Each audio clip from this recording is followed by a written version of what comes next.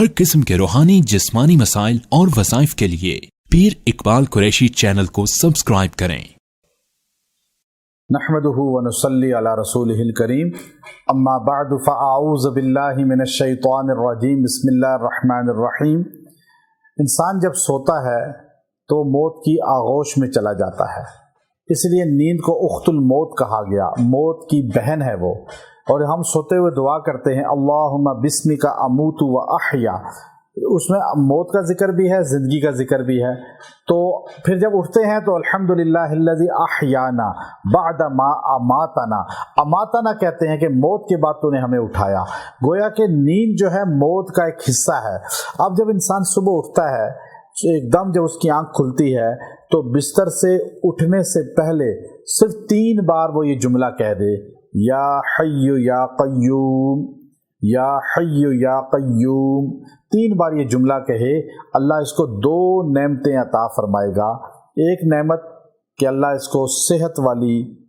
عزت والی زندگی عطا فرمائے گا، عزت والی زندگی دے گا، اور زندگی میں طول دے گا، یعنی لمبی زندگی دے گا،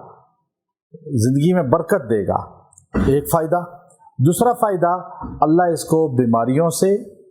اور ایکسیڈنٹ حادثات سے بچا کے اس دن رکھے گا۔ یہ 2 نعمتیں اس کو اللہ عطا فرمائے گا۔ جو آدمی چاہتا ہے میں آفات سے، حادثات سے بچ کے رہوں اور اللہ مجھے ان تمام چیزوں سے محفوظ رکھیں، تو صبح بستر سے اٹھتے ہی، کھڑے ہونے سے پہلے 3 بار یہ 2 اللہ کے نام لے لے، حی اور قیوم، یا حی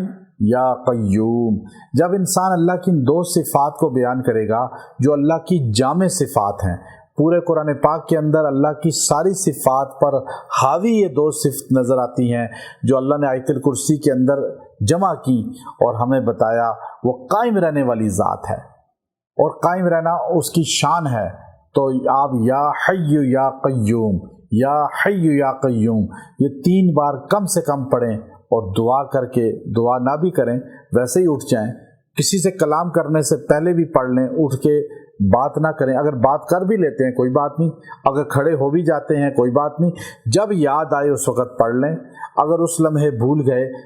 اٹھ کے منہ ہاتھ دھو کے ناشتہ کر کے نماز فجر کی پڑھ کے اگر پھر یاد آتا ہے تو کوئی بات نہیں، آپ جو ہے اس وقت پڑھ لیں۔ 3 بار صبح خالی یہ کلمات اللہ کے نام کے 2 پڑھ لیں، ان کا فیض، ان کی برکت آپ کو پورا دن محسوس ہوگی، اور اللہ آپ کو ہر جگہ قائم دائم رکھے گا، اور اللہ آپ کی رکاوٹوں کو دور کرے گا، اور آپ کو ٹینشنوں سے، پریشانیوں سے، اور ہر قسم کے جو ہے جو رکاوٹ کے جو اسباب ہیں ان سے بچا کر